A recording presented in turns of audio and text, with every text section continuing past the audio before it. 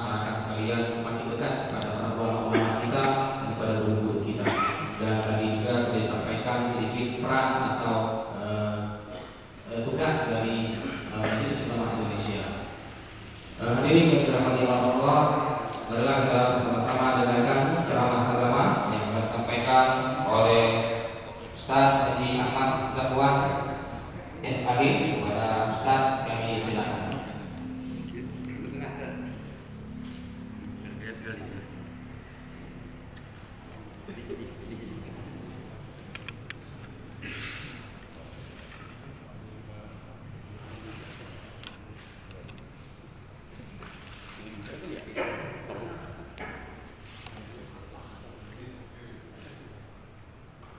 Bismillahirrahmanirrahim. Assalamualaikum warahmatullahi wabarakatuh. Waalaikumsalam warahmatullahi wabarakatuh. Assalatu wassalamu ala asyrafil anbiya'i wal mursalin wa ala alihi washabbihi ajma'in. Yang kami muliakan para tokoh agama, para guru, orang tua kami, terkhusus pengurus Masjid Nurul Iman Kelurahan Mantu,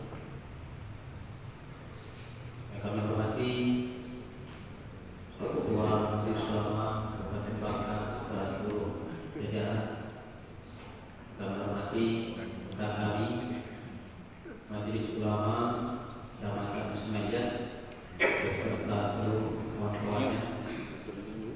Kecamatan ini tapi nggak semua. Bapak-bapak, ibu-ibu yang hadir, seluruh jemaah Masjid Nurul Iman, mudah-mudahan dimuliakan Allah. Alhamdulillah pada malam hari ini kita bertemu di sini mengadakan silaturahim. Kemudian selanjutnya mungkin kita sedikit memperkenalkan ilmu waris. Jadi ilmu waris ini ada di dalam sebuah hadis. Kata Nabi, ilmu waris itu adalah ilmu yang langka, yang jarang orang mempelajari. Dan nanti semakin ke belakang, semakin lama ilmu waris itu adalah ilmu yang paling pertama kali hilang. Hari ini jarang sekali kita membicarakan dan membahas tentang ilmu waris, karena dia di samping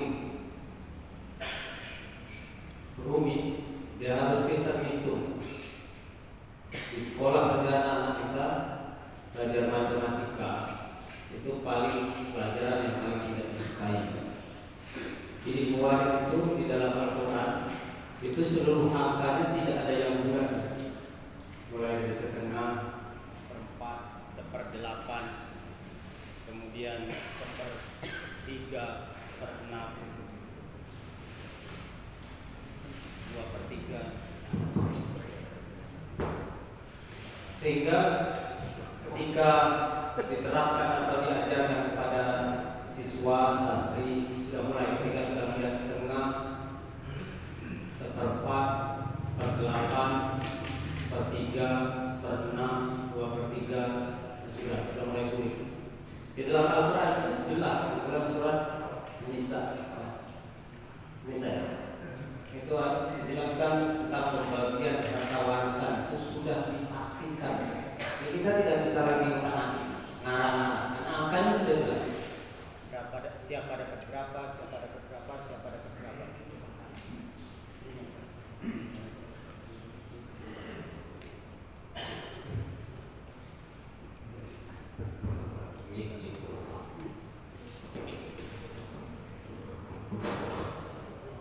Maka pada malam hari ini nanti kita sekilas sedikit saja. Karena kalau mempelajari ilmu waris cuma sekali pertemuan, sejam 2 jam, itu kita tidak dapat apa-apa, hanya dapat definisi dan gambar. Karena orang belajar waris ini bertahun-tahun. Kalau di perkuliahan itu 2 semester, itu 2 semester itu 2 kali setengah tahun, setahun untuk belajar. kalau ikut kuliah. Tetapi kalau kita ingin mendalam lebih jauh lagi, maka tentu membutuhkan waktu yang lama. Saya cukup menyinggung masalah. Ketika seseorang meninggal dunia, siapapun dari kita ini pada saat pasti akan meninggal dunia, maka orang yang hidup itu ada kewajiban terhadap orang yang meninggal dunia. Yang pertama, kewajiban orang hidup adalah mengurusi jenazah. Pertama, mulai dari memandikan, mengafani, menyolatkan, dan menguburkan. Selesai urusan jenazah. Lalu yang terkait dengan jenazah ada lagi kewajiban orang hidup, orang yang ditinggalkan oleh semayat. Apa yang harus diurus segera? Tentang harta yang dimiliki oleh si mayit. Karena harta itu menjadi harta tidak bertuan. Pemiliknya sudah meninggal dunia. Lalu harta yang ditinggal itu milik siapa? Harus diurus. Harus jelas kemana arahnya. Didistribusikan kepada siapa? Milik siapa? Hak siapa? Maka Islam, Al-Quran dan hadisnya mengatur tentang harta yang ditinggalkan oleh si mayit. Siapa saja yang berhak? Tidak semua orang. Karena kalau tidak diatur, maka itulah yang menjadi potensi terjadinya konflik, terjadinya perselisihan, terjadi perseteruan, rebut-rebutan tentang harta. Maka di dalam Al-Quran dijelaskan harta ini milik siapa saja. Sangat detail sehingga kita tidak perlu lagi mutak-nakik kemana-mana. Harta waris ini, seorang meninggal, hartanya apakah sudah disebut harta waris? Belum. Dalam ilmu fikih itu belum disebut harta waris, karena ada hal lain yang perlu sebelum harta waris itu terakhir kali. Karena harta semayat itu pertama dipergunakan dulu untuk ngurus mayit itu sendiri, diambil dari hartanya untuk melikai kafan, mengurusi penyelenggaraan jenazah, seluruhnya itu diambil dari harta semayat. Itu belum harta waris, karena itu masih untuk mengurus jenazah itulah. Lalu berikutnya apa lagi? Diambil lagi apakah si mayat ini punya hutang. Kalau si mayat punya hutang, berarti ambil harta si mayat itu untuk bayar hutang, hutang si mayat. Karena dia yang berhutang, maka membayarnya dari harta dia. Kalau masih ada sisanya, cari lagi. Ada nggak yang lain yang hartanya harus dikeluarkan dulu? Masih. Ternyata ada nggak wasiatnya? Kalau ada wasiat dari harta itu, maka jalankan, tunaikan dulu wasiat. Sudah 3 macam, diambil harta mayit. Kalau mayitnya miskin, punya harta hanya sekedarnya saja, diambil untuk ngurus jenazah dia sendiri, sudah habis. Tidak ada lagi harta meninggal, maka harta waris tidak ada. Kedua, bayar hutang. Kalau dia punya hutang, hutang ada 2 macam. Hutang kepada manusia dan hutang kepada Allah. Hutang kepada manusia sebagaimana hutang piutang yang kita paham. Lalu ada hutang kepada Allah, apa berbentuk apa? Nazar. Apakah si mayit pernah bernazar yang belum pernah ditunaikan?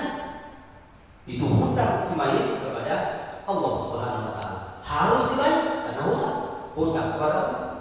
Lalu apakah ada juga zakat yang sudah memenuhi syarat rukunnya ketika si mayit masih hidup belum dia tunaikan zakat? Itu juga hutang kepada Allah. Ambil dari harta si mayit untuk membayar hutang kepada Allah. Bagaimana kalau misalnya hutang kepada manusia ada, hutang kepada Allah ada, tapi hartanya hanya cukup bayar hutang kepada manusia? Dia berhutang kepada manusia 10 juta. Harta tersisa ini setelah diurus mayit tinggal 10 juta. Lalu dia pernah bernazar, kalau saya berhasil ini saya akan menyembelih kambing. Belum bisa beli kambing sampai meninggal dunia. Hutang kepada manusianya 10 juta sudah. Bisa tanya, nazarnya kepada Allah belum dibayar oleh satu kambing. Masih ada hutang. Maka mana yang didahulukan? Dahulukan dulu membayar hutang kepada manusia, bukan kepada Allah dulu. Jadi kalau hutang kepada Allah, hutang manusia, hartanya terbatas, dahulukan kepada manusia. Karena manusia ini beda dengan Allah sifat. Kalau masih ada, kata Allah bayar. Kalau sudah tidak ada, sudah, tidak usah dibayar. Itu memang tidak mampu. Lalu wasiat, ada tidak wasiat? Wasiat itu contohnya apa? Misalnya si mayit punya anak angkat, anak angkat. Lalu dia mengatakan karena anak angkatnya yang mengurus dia waktu masih sakit, sudah tua, anak angkat. Sedangkan anak yang lain ada tetapi jauh, maka si mayit mengatakan, saya mewasiatkan harta karena anak angkat itu tidak mendapatkan warisan, tidak ada jatahnya warisan, dia tidak berhak mendapatkan harta warisan anak angkat itu karena bukan darah daging. Maka kata si mayit, dia masih hidup, nanti sebagian harta saya wasiatkan, dia tulis wasiat untuk diberikan kepada anak angkat. Ada ketentuan seperti apa misalnya wasiat? Wasiat itu boleh berapa saja tetapi maksimal hanya 1/3 dari seluruh harta si mayit, paling banyak 1/3. Kalau di atas 1/3 maka tidak boleh, dia akan batal otomatis demi hukum Islam. Jadi misalnya kata si mayit, karena anaknya tidak pernah ngurus dia, yang ngurus dia hanya anak, dan yang anak saya itu sudah seluruh harta saya berikan kepada anak saya. Meninggal si mayit itu, tertulis itu wasiatnya. Wasiat tertulis. Maka ketika si mayit yang bersangkutan meninggal dunia, apakah boleh anak angkat mengambil seluruh hartanya karena ada wasiat? Tidak boleh. Dia maksimal hanya 1/3. Kalau sudah lebih dari 1/3 dari seluruh hartanya, maka dia batal demi hukum, tidak bisa dijalankan. Jadi maksimal 1/3. Kalau 1/4 boleh, 1/5 boleh terserah. Yang penting tidak boleh lebih 1/3. Itu wasiat. Dan wasiat yang harus kita pahami tidak berlaku bagi ahli waris. Tidak ada wasiat. Saya wasiatkan harta saya ini 1/6-nya, 1/2-nya, 1/3-nya untuk anak bungsu saya, anak laki saya. Tidak bisa begitu. Karena ahli warisnya itu sudah ada ditentukan oleh Al-Quran yang membagi. Namanya ashabul furud. Lalu sisanya disebut ashabah. Dia sudah ada bagiannya, maka dia tidak lagi menggunakan wasiat. Tidak ada wasiat. Dalam sebuah hadis dikatakan la wasiyata li waris. Tidak ada wasiat untuk ahli waris. Dan ahli waris itu apa? Kalau menurut Al-Quran, ahli waris itu jumlahnya 24 atau 25 macam. 25 golongan orang yang berpotensi mendapatkan hak. Banyak sekali. Lalu ini mulai dari bapak, ibu, kakek, nenek, anak, cucu, saudara laki-laki, saudara perempuan, saudara seibu, saudara sebapak, paman, bibi, bidan, paman, anak paman, kemudian orang yang memerdekakan hamba sahaya, kemudian suami atau istri. Itu jumlahnya kalau dihitung sampai 25 macam. Lalu ketika ahli waris ini ada semua, di saat seseorang meninggal dunia, yang 25 tadi ada semua, hidup semua, maka yang hanya mendapatkan warisan hanya 5 golongan saja. Selebihnya bagaimana? Yang lebihnya yang 19 tidak dapat lagi, ya namanya nanti terhalang oleh orang yang salah satu atau salah dua dari 5 macam orang. Siapakah orang yang pasti mendapatkan warisan saat seorang meninggal dunia? Saat seseorang meninggal dunia, yang pasti mendapatkan warisan tidak pernah terhalang oleh apapun. Pertama, ibu. Jadi ibu kita, ibu si mayit, berapapun umurnya, ketika anaknya meninggal dunia, ibunya masih hidup, maka ibu itu pasti mendapatkan warisan. Pasti. Sudah ditentukan oleh Al-Quran. Ibu itu tidak pernah terhalang dalam kondisi apapun, kecuali nanti ada mani itu dia pembunuhan, itu ada hukum lain. Tapi dalam kondisi normal, maka 5 orang itu pasti mendapat warisan. Pertama ibu, kedua ayah si mayit, bapaknya si mayit. Nomor 2, itu pasti dapat warisan dalam kondisi apa? Meninggal anaknya, ayah dan ibunya pasti mendapatkan warisan dari anak. Yang ketiga adalah anak dari si mayit. Pasti dapat kan? Dalam kondisi apapun anak laki-laki. Itu anak laki-laki itu prioritas. Lalu yang kedua, keempat adalah anak perempuan si mayit. Jadi anak si mayit baik laki-laki maupun perempuan pasti mendapatkan warisan. Ayah dan ibu si mayit pasti mendapatkan warisan. Tidak boleh diabaikan, mereka itu pasti dapat. Lalu yang kelima tadi, pasangan si mayit, pasangan nikah. Saat dia meninggal dunia masih ada hubungan pernikahan. Kalau sudah cerai tidak ada lagi, terputus dia. Jadi suami si mayit atau istri, suami dari sendiri istri, tergantung siapa yang meninggal dunia. Nah, orang 5 macam ini, inilah yang pasti mendapatkan warisan. Kalau orang ini ada kumpul, 5-5-nya dapat, bapak dapat, ibunya dapat, anaknya, baik laki-laki maupun perempuan dapat, suami atau istri semuanya. Siapa yang meninggal? Kalau meninggalnya istri berarti suami pasti dapat. Kalau meninggalnya suami, istri pasti dapat. Selama dia masih ada hubungan pernikahan. Kalau hubungan pernikahannya selesai, sudah cerai sebelumnya, tidak dapat lagi. Saat mantan suaminya meninggal, maka mantan istrinya tidak dapat lagi. Dia sudah terputus, tidak ada hubungan sama sekali. Karena yang menyebabkan kewarisan itu ada pertama karena hubungan darah anak, lalu kedua adalah karena hubungan tadi itu musyawarah namanya, kekeluargaan akibat pernikahan. Itu yang menyebabkan dapat warisan. Kalau di luar, kalau dia sudah cerai, maka terputus musyawarahnya, maka dia otomatis tidak lagi mendapatkan warisan. Jadi sudah lepas gitu. Kalau anak tidak ada mantan anak, orang tua tidak ada mantan orang tua. Apapun yang terjadi tetap orang tua itu pasti dapat, anak juga pasti dapat. Nah, 5 macam inilah, 5 golongan inilah yang pasti mendapatkan. Lalu yang lain bagaimana? Yang lain nunggu. Kalau misalnya tidak ada bapak, tidak ada anak laki-laki, nah mulai menjalar harta warisan itu ke saudara. Jadi saudara itu baik laki-laki perempuan itu nunggu. Kalau si mayit itu masih ada bapaknya saat dia meninggal dunia, atau si mayit itu punya anak laki-laki, sudah tidak usah anak laki-laki. Jadi saudara-saudara itu seperadik itu, kakaknya, ini kakaknya dengan kita misalnya, kita ada 7 beradik.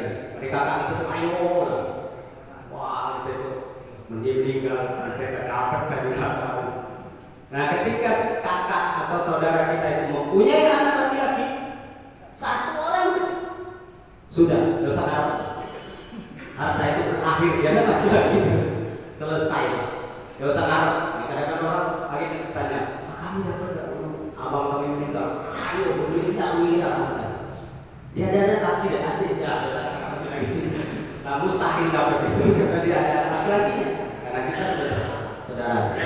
Tetapi kalau misalnya si mayit itu saat dia meninggal dunia, bapaknya tidak, lalu dia tidak punya anak laki-laki, nah ada kita harapannya dapatnya saudaranya, karena saudara itu prioritas setelah orang 5 tadi.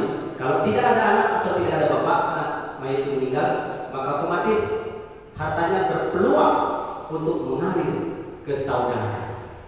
Itu prioritas untuk saudara. Saudara sekandung. Karena dalam ilmu waris itu ada namanya saudara sekandung. Saudara sekandung itu adalah saudara yang satu emak, satu bapak. Ada lagi saudara seayah, beda emak, ayahnya satu.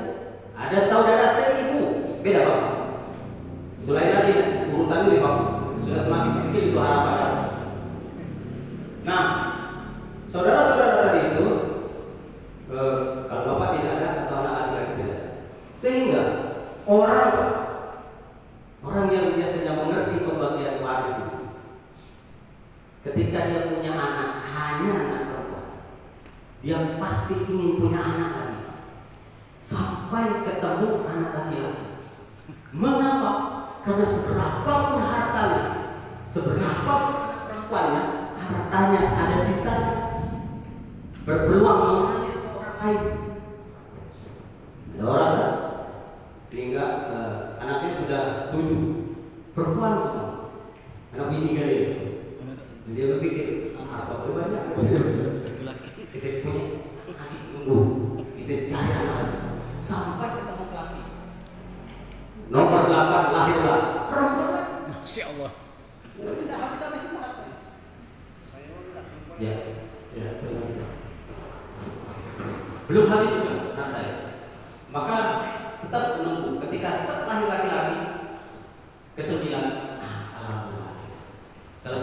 Selesai tidak usah punya anak. Harta kita berakhir ya.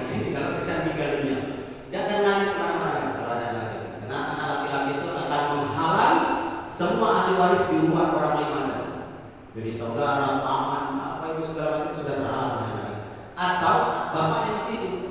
Bapak juga sama. Ketika ada bapak yang menghalangi saudara ke bawah, semua terhalangi oleh bapak.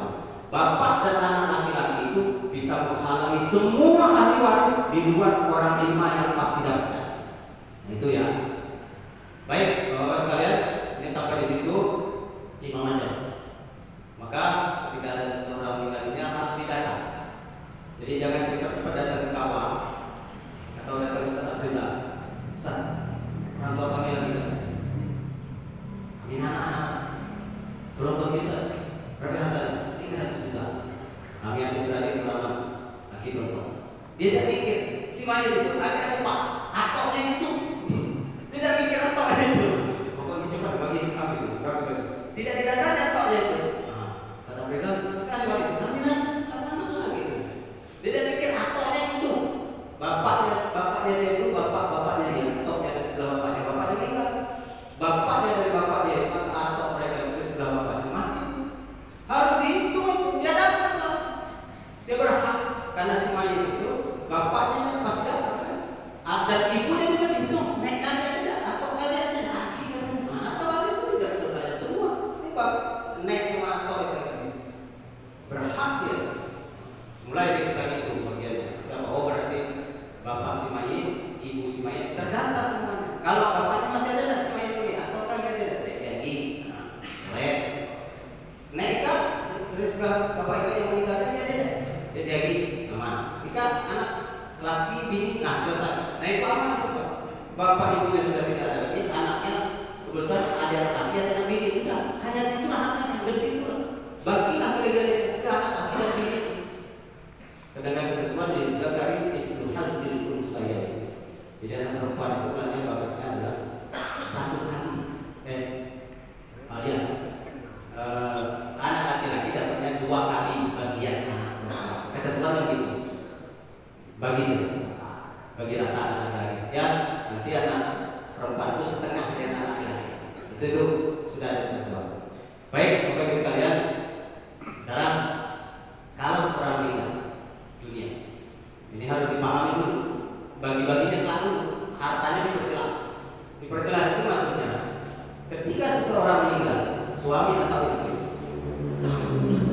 harta itu harus diperjelas mana harta orang hidup dan mana harta orang meninggal. Suami istri itu kan mendapatkan harta sejak mereka menikah. Dia carinya bersama-sama. Jadi gue lagi bini, sejak dia menikah, maka harta yang dia peroleh itu otomatis menjadi harta bersama. Harta bersama kan nyampur ya, harta suami dan harta istri. Lalu meninggalnya salah satunya, hanya suami yang meninggal, istri kan tidak. Harus diperjelas mana harta suami, mana harta istri. Bagaimana cara menjelaskannya? Cara membaginya, karena dia disebut harta bersama. Ketika salah satu dari pasangan suami istri meninggal dunia, maka harta itu langsung saja dibagi 2. 50% yang milik suami, 50% yang milik istrinya. Itu namanya harta bersama. Sehingga tidak semua harta itu dibagi. Bukan semuanya harta warisan. Karena milik yang meninggal saja yang dibagi. Yang masih hidup tetap bagiannya masih hidup. Lalu bagaimana kalau suami istri? Suami istri itu karena sejak awal dia menikah disebut harta bersama. Harta bersama itu dibelah 2 dulu. Misal, contoh enaknya itu pakai angka. Suami istri salah satunya meninggal. Suami meninggal. Lalu ada satu rumah dengan harga 200 juta. Lalu ada tabungannya 100 juta. Berarti harta seluruhnya nilainya 300 juta. Yang lain bisa itu karena rumah dadakan. Lalu yang ada itu saja. Maka harta nilai yang harus dihitung itu seluruh harta. Nilai rumah itu dengan tabungan yang 100 juta itu gabung nilainya 300 juta. mana bagian milik istri dan mana milik suami, bagi dua saja. 150 juta milik istri dan 150 juta adalah milik suami. Hanya saja milik istri dari 50 juta berupa uang cash, lalu 100 jutanya berupa rumah yang masih utuh yang sebelahnya adalah milik suami.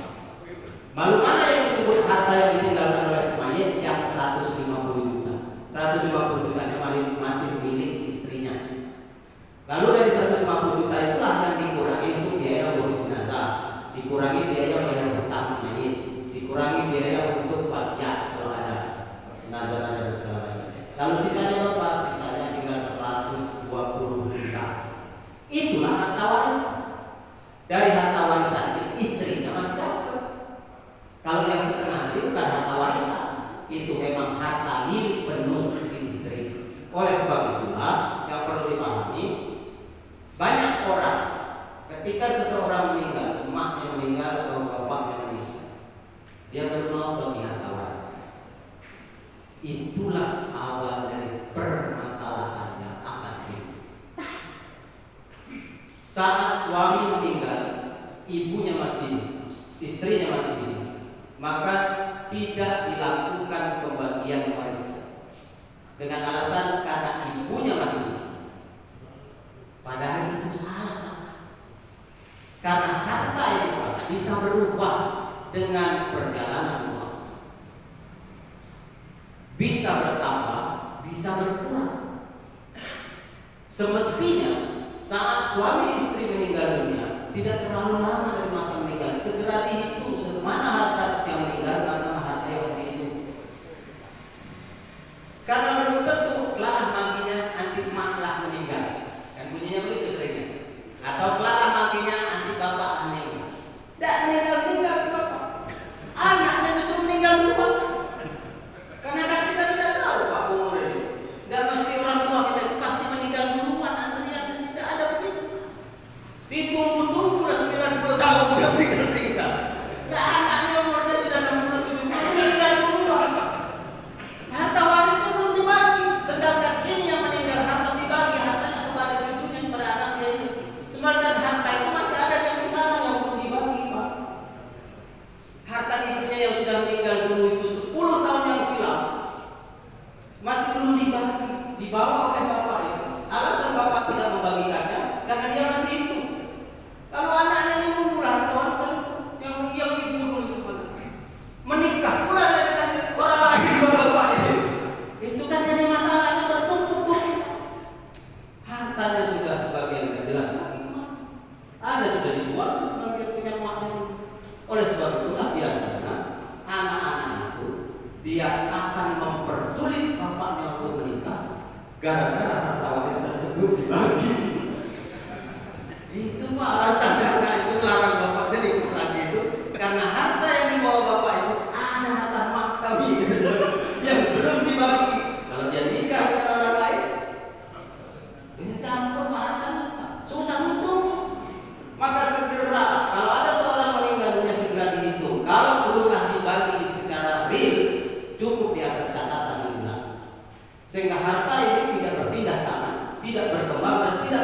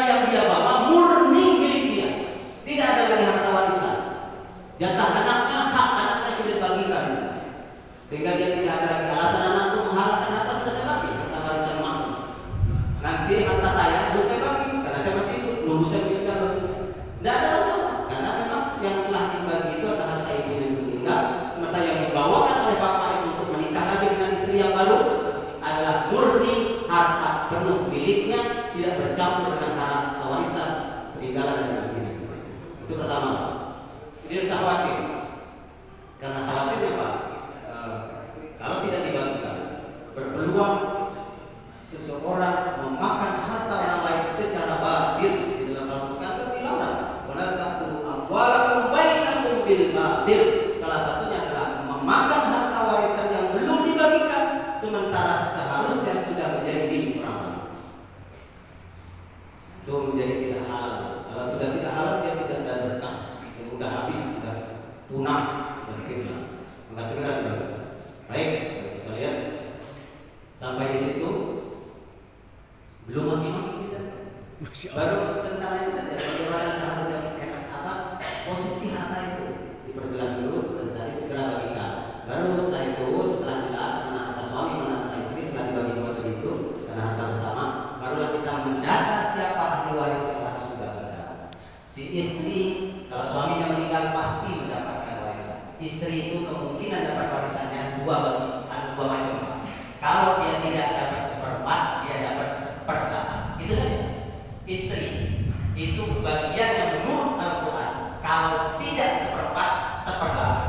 Kapan dia dapat seperempat? Dia mendapatkan seperempat apabila dia dengan suaminya tidak memiliki anak turun. Dia dapat seperempat dari harta suami.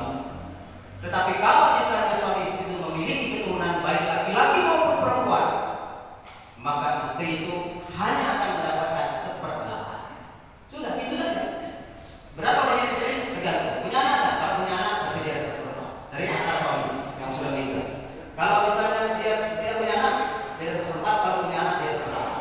Lalu suami bagaimana? Kalau istri yang meninggal, suami itu berpeluang mendapat dua macam juga. Kalau tidak setengah, seperempat. Itu aja. Kalau dia punya anak, dapat seperempat. Tidak punya anak, setengah. Nah, udah, itu mati di situ, harga mati. Istri berpeluang mendapatkan seperempat dan seperempat. Jika dia punya anak, dia mendapatkan seperempat. Jika tidak punya anak dengan pasangannya, dia dapatkan seperempat. Hanya dua macam itu saja dapat istri dari harta suami. Lalu suami bagaimana? Suami hanya berpeluang mendapatkan dua macam bagian. Kalau tidak setengah, dia seperempat. Kapan dapat seperempat? Dapat seperempat jika dia dan istrinya punya anak, maka dia dapat seperempat. Kalau tidak punya anak, dia dapat setengah. Enak. Itu suami istri. Lalu bapak bagaimana? Bapak mendapatkan seperenam jika si mayit punya anak. Kalau tidak punya anak bagaimana? Ketiga. Dia nanti dapat asuh. Kalau punya anak perempuan, seperenam ditambah asuh. Perempuan saja. Ibu bagaimana? Ibu berpeluang mendapat sepertiga jika tidak punya anak. Kalau punya anak semayitnya, maka ibu mendapatkan sepertiga dan sepertiga. Macam-macam. Jadi begitulah yang orang menjadi sulit. Kenapa dia kadang dapat segini, kadang dapat segini, tergantung posisinya. Si mayit punya anak atau tidak? Kalau punya anak, dia dapat seperenam. Ibu itu kalau tidak punya anak, dia berpeluang. Lalu anak perempuan bagaimana? Dimulai kecil. Anak perempuan itu kalau dia tunggal, hanya tunggal anak perempuan, tidak ada anak laki-laki, maka dia dapatnya setengah.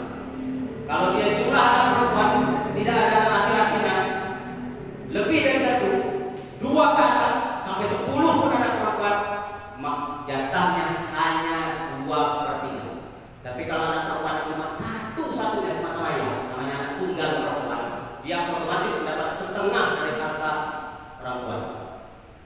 Tetapi kalau jumlah anak perempuan itu 2 atau lebih, maka mereka, dan 2 atau lebih itu sudah mereka mendapatkan 2/3 dibagi berapa jumlah anak perempuan.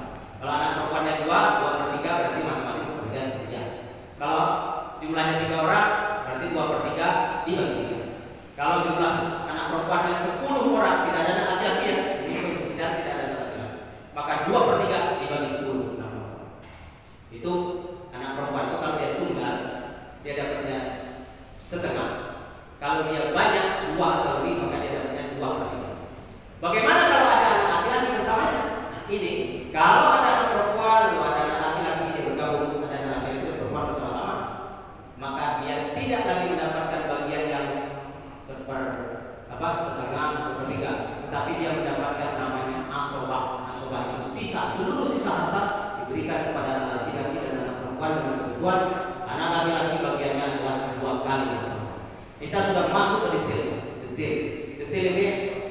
ngapal ya. Jangan salah, jangan dihafal. Kalau ngapal dia bisa salah. Maka dia pakai daftar yang ada daftar. Saya sampai situ dulu Pak. Jadi ini kalau sudah masuk teknis, nanti ada daftar nanti atau orang yang mendapatkan warisan itu ada 25 macam. Ada daftarnya. Nah di sini ada daftar, ada mulai dari bapak, anak laki-laki, cucu laki-laki, dari anak laki-laki, anak perempuan, sampai terakhir itu perempuan yang memerdekakan hamba saya, laki-laki yang memerdekakan hamba saya, suami istri. Itu sampai situ bagiannya. Nanti kalau ada yang ingin bertanya silakan, atau yang sampai sekarang belum dapat warisan. Sudah lama ini bertanya. Saya waktu nikah lama, bapak saya itu saya 10 tahun, sekarang belum dibagi-bagi. Nah ini silahkan. Jadi tentunya begitu, segeralah dibagi harta warisan itu saat seseorang meninggal dunia. Mengapa? Agar jangan sampai ini menjadi bom waktu yang pada suatu saat dia pasti akan meledak. Ketika itu pecah, maka hubungan saudara bisa pecah, bisa tidak bersebut apa, tidak saling silaturahmi dan sebagainya. Saya dapat sampaikan sebagai pengimam. Saya masih assalamualaikum. Waalaikumsalam warahmatullahi wabarakatuh. Alhamdulillah, baru saja kita dengarkan tentang ibu waris ya. Selanjutnya kita berikan waktu untuk sesi tanya jawab.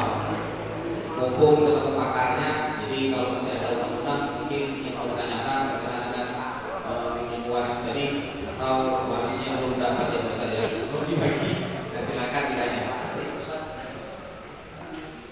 Baik, Ustaz Zakwan, ini mungkin untuk memulai saya. Alhamdulillah, kita malam ini dapat pelajaran yang berharga karena ini ilmu kuno, ilmu langka, dan yang pertama sekali akan nanti hilang di akhir zaman. Maka saya pun hampir setahun itu rata-rata 2 kali konsultasi soal pembagian warisan dengan Ustadz Zakwan.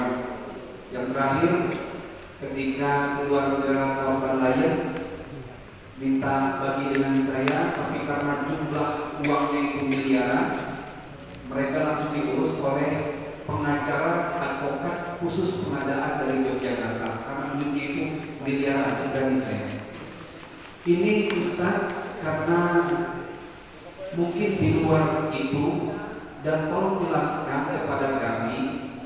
Ini orang zaman dulu ada istilah, pertanyaan saya 2 macam, yaitu hukum adat itu bagaimana soal warisan ini, karena orang tua-tua yang mungkin umurnya 60-an 70-an masih terkontaminasi, terimbas dengan orang zaman dulu bagi waris seperti hukum adat. 1. Harta bodel. Harta bodel itu harta buyut, kemudian belum dibagi oleh atuk, kemudian yang sekarang ini masih ada anak-anak, dan anak-anaknya telah mati semua, yang tinggal ada cuma 1 anak. Dan anak-anak ini bilang kepada keponakannya, karena mak kalau mati dulu, bak kalau mati dulu, sehingga galau-galau ini hukum. Itu hukum adat, dan itu ada terjadi di kita, dan itu masih terdogma di pikiran orang-orang yang tua, yang 60-an, 70-an. Itu yang pertama.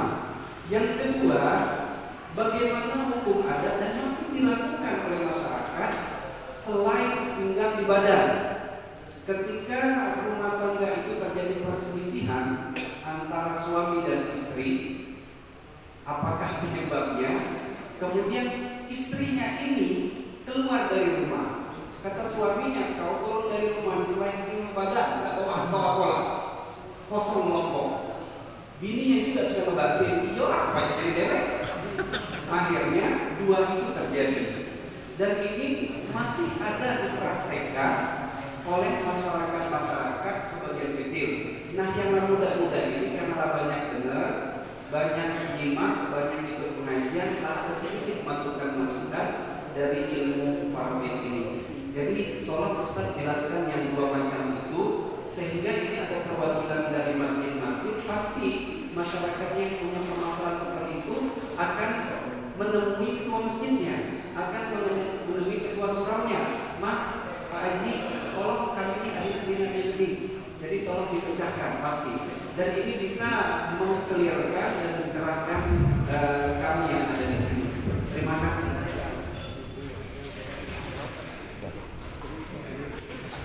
Baik, terima kasih secara besar.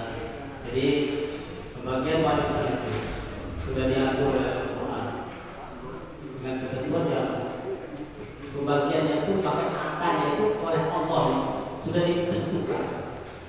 Maka bagaimana dengan hukum adat atau hukum kebiasaan atau hukum kesepakatan? Boleh kan? Karena kami contohnya sering terjadi di kampung-kampung yang biasanya ini adalah dikumpul adik-beradik kita bagi rusak. Bagi rusak itu kalau sama semuanya pokoknya bagi rusak sama. Berapa harta semuanya kita taksir semuanya semua itu 100 juta. Anaknya 5 kita bagi rusak itu bagi duit 10 juta sudah baik laki-laki perempuan sama. Boleh tak yang seperti itu? Begini, dia menjadi boleh jika prosedurnya itu dilewati. Apa prosedurnya? Prosedurnya harus dijelaskan kepada seluruh ahli waris yang terdata yang masih ada bahwa pembagian masing-masing orang ini berdasarkan syariatnya, berdasarkan Al-Qur'annya, berdasarkan ilmu warisnya sekian, kamu dapatnya sekian, kamu dapatnya sekian, kamu dapatnya sekian. Nah, laki-laki kamu dapatnya 2 kali anak perempuan, perempuan kamu dapatnya setengah dari saudara kamu laki-laki. Kalau sudah memahami seluruh bagian yang berdasarkan syariat itu, sudah memahami semuanya, setelah itu mereka berembuk dan masing-masing mengikhlaskan. Kalau anak perempuan pasti ikhlas. Dibagi sama. Karena dia dapatnya lebih banyak daripada bagian yang menurut syariat kan, pasti ikhlas. Ada yang keberatan. Tapi yang laki-laki ini ada yang berat. Karena dia bagian yang berkurang kalau dibagi sama. Otomatis kan? Maka kalau anak laki-laki itu semuanya mengikhlaskan kepada saudara-saudaranya yang perempuan itu untuk membaginya sama rata, sama rasa, sama besar, maka menjadi boleh sah, halal. Tetapi masing-masing ini yang anak laki-laki ini harus tahu awalnya. Kamu awalnya dapatnya 2 kali anak perempuan. Jangan anak laki-laki yang mentang-mentang kayak ayu-ayu yang ada internet itu. Gimana? Sama ini pembagian anak itu bagi rata. Tidak lagi Allah. Macam itu. Bukannya tahu ayunya sekolah. Beda sekolah. Kalau kata ayam itu nih kita bagi waris. Yang tinggal harta warisan sekian. Nih harta warisan itu bagian. Ke anak-anak bagi sapi. Nah itulah menurut beribad. Lama kelamaan anak laki itu hanya taklim dari bapak. Katanya lain ada lagi. Ayo hukum lagi berbeda. Dengan ilmu waris yang malam ini didapat itu tidak sama. Lalu diprotes kayak itu. Gimana nih mau waris benar? Kalau di pengajian kalau kita anak laki dan 2 kali anak perempuan. Tahu di mana tidak mulai dia tahu Pak. Nah, dia tidak rela rupanya pada akhirnya setelah tahu. Tapi kalau sudah tahu dari awal, yang ikhlas, dia ridho, maka itu menjadi sah pembagian sama rata bagi rusak. Karena bahkan tidak nyambil itu boleh. Kata anak laki itu yang sudah kayak kayu itu, adik-adiknya yang pinang-pinang ke salo-salo, nah katanya mulai di sekolah sampai S3 habis beberapa juta anak. Naikkan dari sekolah lagi sekolah sampai SMP aku ikhlaskan harta bagian warisan itu serahkan TK dan pun amin sah halal. Tapi dia sudah tahu bagian seharusnya kan. Jadi setelah melalui prosedur itu Pak, kesepakatan itu boleh. Nah kalau sudah terjadi kesepakatan seperti itu agar tertulis ditandatangani oleh seluruh ahli waris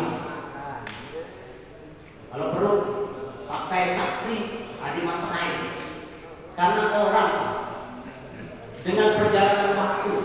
Pajak berubah pikir, Pak. Semakin susah ekonomi, Pak.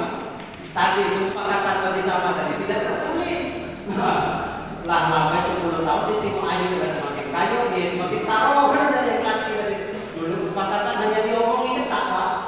Mulai lagi bicara kita. Ini katanya bagi gua katanya tawaran sekolah kami bagian gua katanya. Dua kali. Dulu dibaca tahu baca bukti apa ada? Ada buktinya, Pak. Gila kan pengadilan, Pak. Menang dia, Pak. Menangnya laki kan. Karena yang dibagi tidak sesuai buktinya. Tapi kalau sudah tertulis ada dengan buktinya kan kita sepakat. Aman, Pak. Jadi kesepakatan tentang pembagian warisan itu harus tertulis. Karena orang bisa banyak berubah pikirnya, Pak. Dengan perjalanan waktu.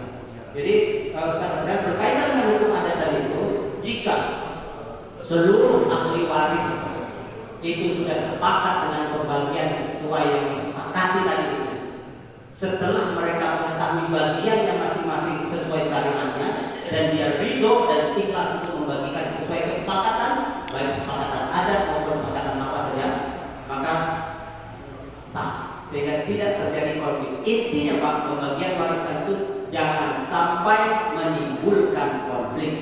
Bagaimana kalau terjadi konflik? Kembalikan kepada ketentuan syariat. Karena nanti kalau ke pengadilan agama pun kita pembagi warisan itu, pengadilan agama akan memutuskan sesuai dengan pembagian ini syariat dan kompilasi hukum Islam KHI.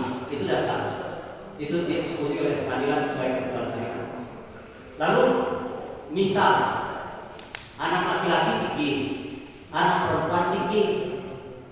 Tadi musyawarah orang yang ahli waris lain dikir, artinya neneknya atau neneknya, paknya meninggal, terakhir paknya meninggal. Harta warisnya dia bagi sama, di musyawarah. Itu bagaimana bagi sama? Yang dua anak laki itu sepakat, Pak. Sepakat katanya. Kita bagi sama lah, kayak adik-adik, kayak saudara perempuan. Lalu si kok orang laki tidak sepakat.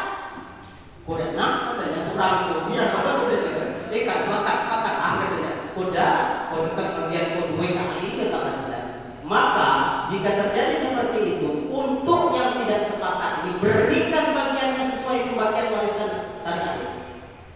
Berikan bagiannya sesuai ketentuan syariat, lalu sisanya baru disepakati. Kan aman, Pak. Jadi yang dua laki itu sepakat, sudah dia sepakat membagi harta bagian dia dengan saudara perempuan yang lebih sama rata. Sementara satu anak laki-laki itu tidak mau, tetap berikan kepada anak laki-laki itu bagian dia 2 kali anak perempuan, sisanya anak laki-laki dengan anak perempuan silakan sepakat. Jadi aman. Jadi bisa saja sepakat atau sebagian sepakat, sebagian tidak sepakat. Yang tidak sepakat itu bagikan sesuai ketentuan pembagian warisan menurut syariat ini. Yang sepakat itu baru bagikan sesuai kesepakatan. Yang penting intinya tidak terjadi perselisihan dengan pembagian harta warisan. Yang tidak boleh itu ditutup-tutupi harta itu, tidak dijelaskan kepada ahli warisnya statusnya dan pembagiannya, ditutup-tutupi sengaja disimpan tidak dibuka. Nah itu yang tidak boleh, hanya dikuasai seorang atau 2 orang. Karena penguasaan harta yang itu menjadi tidak halal ketika kita memakan harta orang lain secara batil. Wala taqulu amwalakum bainakum bil batil, berarti kita memakan harta yang haram. Harta yang haram itu sekecil apapun, dia akan tumbuh menjadi daging-daging yang digambarkan dalam sebuah hadis. Kullu lahmin nabata min haram fannaru awla bih. Kata Nabi, setiap sel tubuh kita ini tumbuh dari harta yang haram. Dia tumbuh karena kita makan harta haram. Setiap sel, bukan tumbuh secara keseluruhan. Setiap sel, kullu lahmin nabata min haram fannaru awla bih. Kata Nabi, neraka lebih utama makan harta yang haram, termasuk makan harta warisan yang tidak diridhoi oleh yang berhak, meskipun saudara kita sendiri. Kalau dia tidak ridho karena hati, maka hartanya yang kecil, sebotol minuman saja kita mengambil hak dia, seharusnya harta warisan yang kita tidak berikan karena kita tahan, lalu kita makan dengan sendiri, maka dia menjadi haram dan sebotol ini bisa berubah sel-sel tubuh kita yang itu neraka akan pertama kali memakan. Keberkahan menjadi kita. Jadi kalau hak orang lain silahkan pada orang lain. Insya Allah harta kita menjadi berkah. Nanti keberkahan itu akan dilipat gandakan oleh Allah Subhanahu Wa Taala meskipun jumlah awalnya dikit. Kalau dia halal karena dia sudah bersih, harta warisan sudah dilakukan, harta zakat sudah dikeluarkan, harta milik orang sudah tidak kita makan, mudah-mudahan menjadi berkah. Allah akan ganti. Itu saja tentang itu maksud ya. Silakan Pak yang lain. Jadi boleh sepakat Pak. Jalan Pak. Terima kasih. Boleh.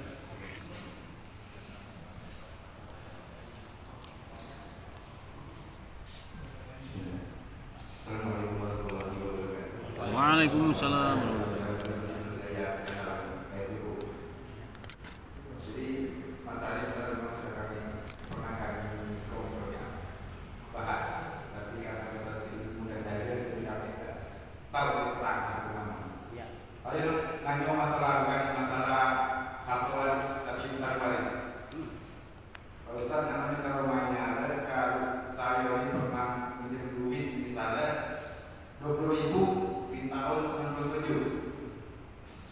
Ketika saya meninggal, namanya kalau waris saya mainnya ada di tahun zaman sekarang, apakah masih sama seperti zaman dulu? Itu saja Pak Ustadz. Terima kasih.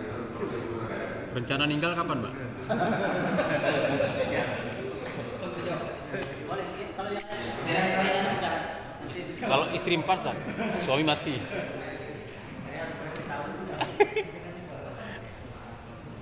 Assalamualaikum warahmatullahi wabarakatuh. Waalaikumsalam warahmatullahi wabarakatuh. Seandainya orang tua saya dalam harta warisnya hanya meninggal satu buah rumah, ternyata rumah itu saya yang membelinya dengan harga misalnya 200 juta. Apakah saya masih dapat harta warisan dari orang tua saya tadi? Terima kasih. Assalamualaikum warahmatullahi wabarakatuh. Waalaikumsalam warahmatullahi wabarakatuh. Satu lagi. Bismillahirrahmanirrahim. Assalamualaikum warahmatullahi wabarakatuh. Waalaikumsalam. Pak Ustadz Afwan, saya dari Kelurahan Yang Cukup. Nama saya Bapak Suherman. Yang sama saya tanyakan adalah mengenai sebenarnya tadi masalah bagi waris yang sama-sama ridho tadi Pak, tapi sudah dijawab Bapak tadi, termasuk sah juga. Yang kedua saya ingin menanyakan mengenai tanah hibah. Hibah ini umpama tanah ini dihibahkan oleh orang tua kita kepada anaknya, sedangkan anaknya itu kawin, mendirikan rumah bersama suaminya di tanah. Nah, bagaimana cara pembagiannya yang masalah tersebut Pak Ustaz? Itu yang pertama. Yang kedua mungkin melenceng sedikit Pak dari tema. Kebetulan saya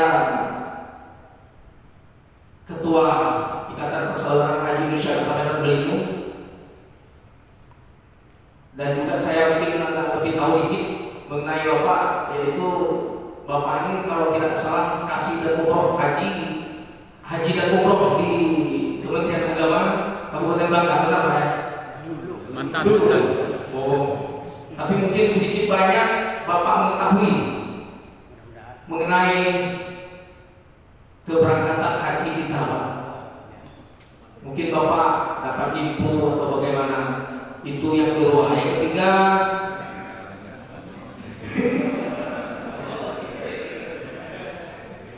bagaimana caranya kami ini sedang membangun tempat manasik di Kecamatan Dinyu. Bagaimana caranya kami ini perlu dana ya Pak? Terus terang saja perlu dana. Jadi caranya untuk mengajukan apa ke Basnas atau gimana, atau ke kementerian atau ke kemana? Karena kita tidak punya yayasan Pak. Pak Zatwana atau apa? Mungkin itu Pak.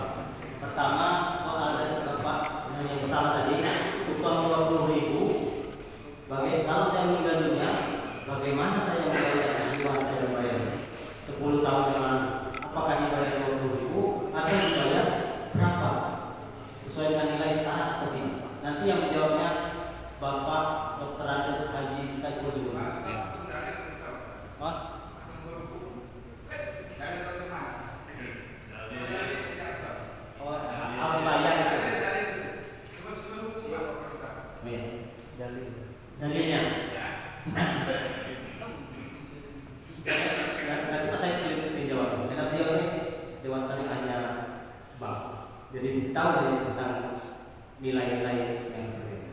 Nah kemudian yang tadi sudah jawabannya yang kedua Pak. Rumah yang saya beli milik orang tua saya beli seharga sekian. Orang saya itu sudah meninggal dunia lalu saya beli rumah. Apakah saya masih mendapatkan warisan dari harta? Dapat, tetap dapat. Jadi satu-satunya harta waris, harta milik orang tuanya kan rumah itu. Lalu saja begitu kan, satu-satunya. Kemudian punya anak beberapa orang kan, lalu salah satu anaknya beli rumah itu harga 200 juta. Ya, dan itu harga pasarannya kan, harga nilai taksiran. Apakah saya masih dapat harta warisan? Kan harta warisannya nilainya jadi 200 juta kan? Nah, aman. Ya bagi setelah itu 200 juta itu pada seluruh ahli waris dengan ketentuan bagian syariat tadi. Misalnya anaknya satu laki-laki, satu perempuan. Berarti 200 juta itu dibagi 3. 2 kali menjadi milik anak laki-laki, satu bagiannya menjadi yang 200 juta. Kalau misalnya bapak yang membelinya, berarti bapak tetap dapat 200 juta itu. Silakan beli dulu, saya kasih duit 200 juta. Nah ini ada bagian saya. Harta ini kan harta warisan yang sudah dinilai dengan akad, dan saya belinya. Harta ini memang awalnya milik saya, tetapi ini menjadi harta warisan 200 juta. Saya dapat tak? Ya dapat.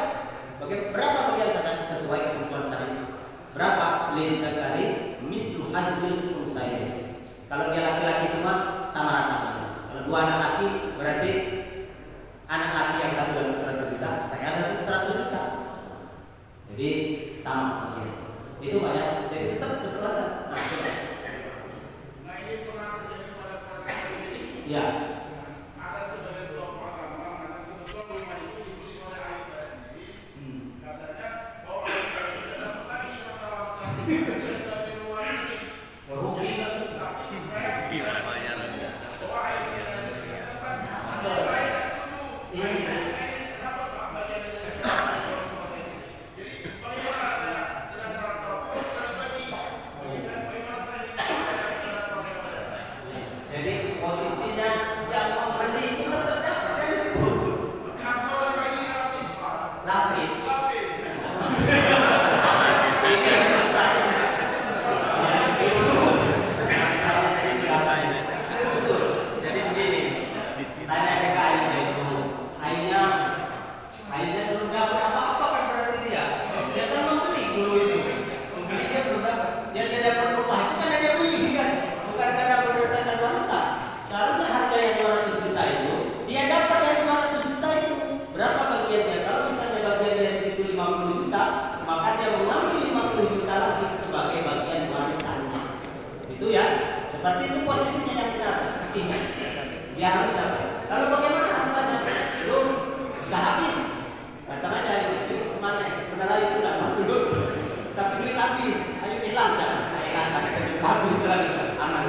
Dia dapat videonya yang bilang barangnya habis juga kan. Tapi beritahu bahwa dia dulu itu ada kekeliruan. Seharusnya dia dapat dari harta dari 200 juta. Kemudian berikutnya tanah hibah. Tanah yang sudah dihibahkan ketika masih hidup sudah dihibahkan kan menjadi milik penuh yang menerima. Sudah apa? Itu tidak ada lagi statusnya. Kalau sudah diberikan masih hidup, saya ngasih harta saya ke sebulan, kasih menjadi milik penuh dia Pak. Kecuali saya pinjamkan. Ketika saya mati, harta itu milik saya, menjadi harta warisan. Tapi kalau sudah akadnya saya hibahkan, saya berikan, saya sedekahkan ini, sudah menjadi milik penuh yang menerima sedekah atau yang menerima hibah. Lalu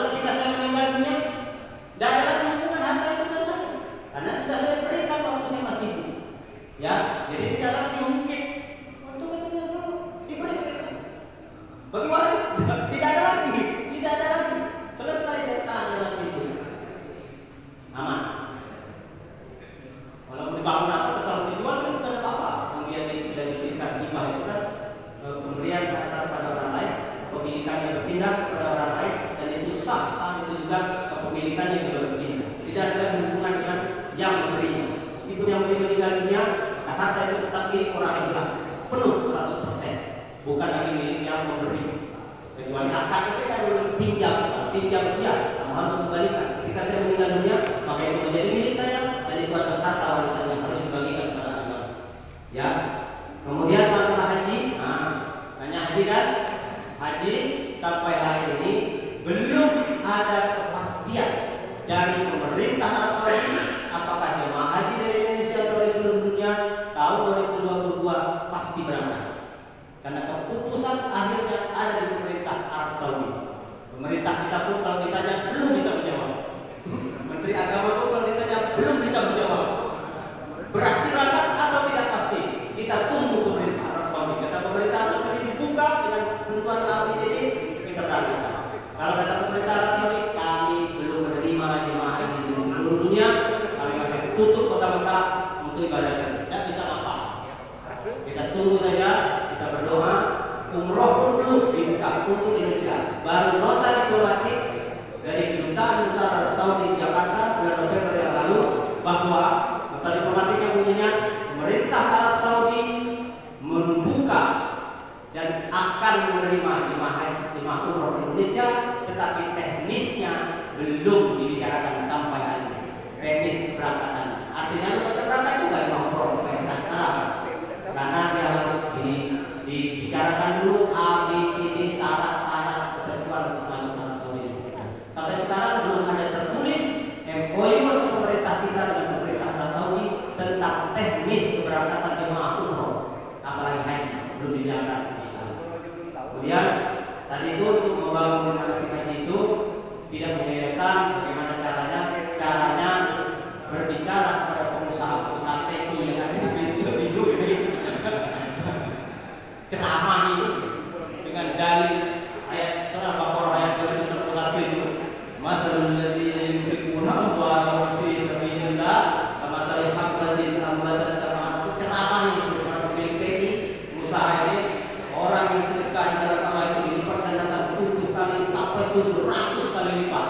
Pintar-pintar ngomong, menyerahkan itu saja. Bupati juga diomongin seperti itu, tidak apa-apa. Pemerintah daerah kan, kalau sumbangan terserah. Saya yakin masyarakat di ini banyak rumah-rumah. Tinggal bapak aja lu datang ke rumah-rumahnya satu persatu. Demikian Pak, untuk yang tadi itu utang 220.000 10 tahun yang lalu Pak meninggal.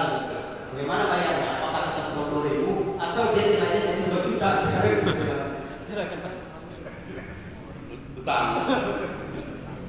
Utang dua kemungkinan hutang. Kemudian yang pertama, hutang dijadikan duit dengan duit. Duit dibayar dengan duit. Atau duit dijadikan barang, dibelikan barang tapi hutang. Berbeda duit, sama-sama hutang. Tapi satunya hutang duit ke duit. Satunya hutang kena ada barang. Kita ngutang beli barang. Maka kata Allah, Bismillahirrahmanirrahim, wa in kana du usratin fa nadhiratun ila maisar. Tapi ada ayat ujungnya yang sangat menarik tuh. Wa in tasaddaqu khairul lakum in kuntum ta'lamun. Al-Baqarah ayat 280. Jika ada orang-orang yang berhutang, kata Allah, lalu dia susah untuk membayar hutangnya, maka kata Allah, beri tangguhkanlah tak sampai berapa lamanya. Artinya kalau kita beri waktu lah, sampai berapa lamanya, sampai dia sanggup untuk membayar hutangnya, sampai sanggup. Lalu kata Allah, ada solusi yang terbagus, kita ada rugi. Wa in tasaddaqu khairul lakum. Seandainya orang yang berhutang itu kamu sedekahkan, lama ada baca-baca biar sedekah lah kalau saya bayar kata kita. Tapi kita rugi, nyaman jadi tidak biar bayar, itu jauh lebih bagus. Artinya kita sudah mendapat sekurang-kurangnya 2 kebaikan. Kebaikan yang pertama, kita meminjamkan duit ke orang, kita meminjamkan duit. Satu kebaikan, ketika orang susah kita beri pinjam dapat pahala. Yang kedua, pahala menyedekahkannya. Jelas kan? 2 keuntungan. Makanya kata Allah, kalau enam lebih bagus. Tetapi kalau seandainya kita tidak bagus, beri misalnya menyertifikatnya harus dibayar. Karena dia pinjam duit, seandainya dia katakanlah dia pinjam 20.000, tiba-tiba suatu saat lah 10 tahun, berapa bayarnya? Pak, kita dulu 20.000 deh Pak, pulang dapat beli mangkok bakso. Mungkin 10 tahun yang akan datang 20.000 setengah mangkok lagi ya. Nilai tadi itu udah. Tapi ingat, karena ini nilai itu barang. Kalau nilai barang namanya az-ziyadah, ada tambahan duit. Tambahan duit itu namanya riba. Berarti apabila kita beri duit ke orang, lalu seiring dengan waktu orang bayarnya harus nambah duit. Itu namanya riba. Sementara riba itu kata Allah, alladzina yakuluna riba la yaqumuna illa kama yaqumul ladzi yaqabbatu syaitanu minal mas. Kenapa kata Allah? Sebabnya dzalika bi annahum qalu innamal bai'u mislu riba. Orang-orang yang makan riba itu selalu menganggap semuanya sama, kata Allah. Dia tahu mana jual beli, mana riba. Makanya orang yang suka makan riba itu dia berdiri juga, kata Allah, sempoyongan seperti berdiri orang yang kemasukan setan. Sebab kenapa? Karena qalu innamai bal misru riba. Karena dia mengatakan bahwa jual beli itu sama kayak riba. Sementara kata Allah, wa halallahu al-bai'a wa harrama riba. Allah menghalalkan jual beli tapi mengharamkan riba. Yang tadinya az-ziyadah berarti nambah duit, balik 10, tata bayarnya 15. Nambah namanya riba. Riba itu sangat besar, kesalahan yang ditimpakan ketatuan orang giling makan riba. Jadi berarti jadi udah kecuali dijadikan barang 20.000 net. Kalau misalnya tiba-tiba bapak saat itu misalnya nak beli barang, minjem duit 20.000, katakanlah nak beli piring, nak beli jam misalnya, tapi kena tidak bisa bayar sekaligus, akhirnya kita bayar baik ditaksid.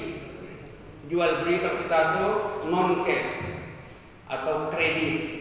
Nah kita jual berangsur-angsur, boleh lebih duitnya.